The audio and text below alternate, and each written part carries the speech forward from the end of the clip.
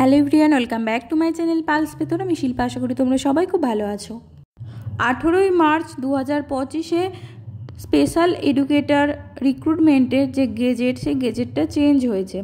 তো সেই বিষয়েতে আমি আপডেট দিয়েছিলাম এবং তারপরে অনেকেই কমেন্ট করে বা আমাকে পার্সোনালি জানতে চেয়েছো যে ডিটেলসটা কী বা কী হতে চলেছে এবং 22দের জন্য কি এটাও তাহলে কি 22দের ক্ষেত্রে পরিবর্তন হবে কি না, বা এটা কতটা ভালো খারাপ, এই বিষয়ে অনেকে জানতে চেয়েছো। তো সেই ব্যাপারে বিস্তারিত আলোচনার জন্য আজকের এই ভিডিওটা, তাই স্কিপ না করে পুরো ভিডিওটা অবশ্যই দেখো। আর যারা যারা নতুন আছো তারা অবশ্যই চ্যানেলটিকে সাবস্ক্রাইব করে পাশে থাকা বেল আইকনটি প্রেস করে দিও, যাতে নোটিফিকেশান সবার আগে তোমার কাছে আসে। বিশেষভাবে সক্ষমদের শিক্ষক অর্থাৎ স্পেশাল এডুকেটর রিক্রুটমেন্টের যে গেজেট চেঞ্জ হয়েছে, সেই চেঞ্জটা আসলে কি হয়েছে।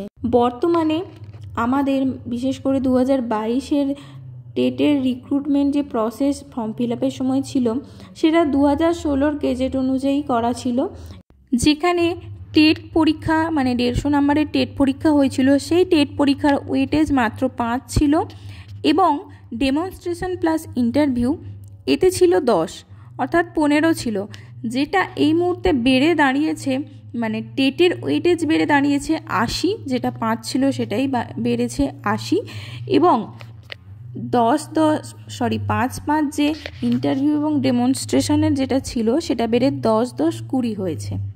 এবার প্রশ্ন হলো, এটাতে কারা অ্যাপ্লাই করতে পারবে? এটা কি ফর্ম ফিল আপ স্টার্ট হয়ে গেছে, বা এক্সাম কি হয়ে গেছে, বা এক্সাম কবে হবে? এই বিষয়ে বিভিন্ন রকম প্রশ্ন আসছে।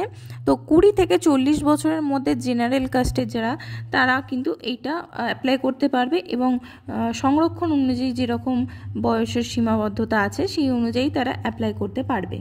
এবার প্রশ্ন হলো, তাহলে 22 টেট পাস করে যারা আছে তারা কি অ্যাপ্লাই করতে পারবে? অবশ্যই পারবে।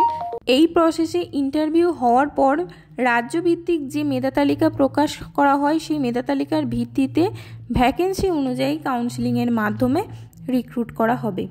এবার বলে রাখি, এটা শুধুমাত্র একটা নিয়ম বিধি প্রকাশ করা হয়েছে, কোনো রকম কোনো নোটিফিকেশান বা কোনো কিছু প্রকাশ করা হয়নি। পরবর্তীতে নোটিফিকেশান প্রকাশ করা হলে অবশ্যই তোমাদেরকে আপডেট দেব। এবার যদি বলো যে এই বিষয়টা কি ভালো হলো না খারাপ হলো, প্রত্যেক জিনিসেরই ভালো মন্দ উভয় দিকই থাকে। কিছু জনের ক্ষেত্রে অবশ্যই ভালো, আবার কিছু জনের ক্ষেত্রে অবশ্যই খারাপ হতে যাচ্ছে।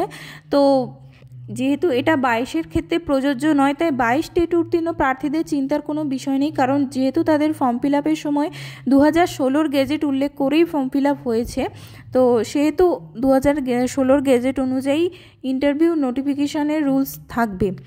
এবার তোমরাই বলো, পরবর্তী টেটের ক্ষেত্রে যদি এরকম গেজেট হয় বা এরকম রুলস হয়, তাহলে কি সেটা ভালো হবে নাকি খারাপ হবে? এছাড়াও কারো মনে যদি কোনো প্রশ্ন থাকে অবশ্যই কমেন্টে জানাতে পারো, আমি অ্যান্সার দেওয়ার চেষ্টাও করব। আর যারা যারা ভিডিওটা দেখছো অবশ্যই বন্ধুবান্ধবের সাথে শেয়ার করো, যাদের মনে কোনো কনফিউশন আছে সেই কনফিউশনটা ক্লিয়ার হয়ে যাবে। সকলে খুব ভালো থেকো, সুস্থ থেকো, আলোয় থেকো, সবুজে থেকো। Thank you so much for watching. Tata.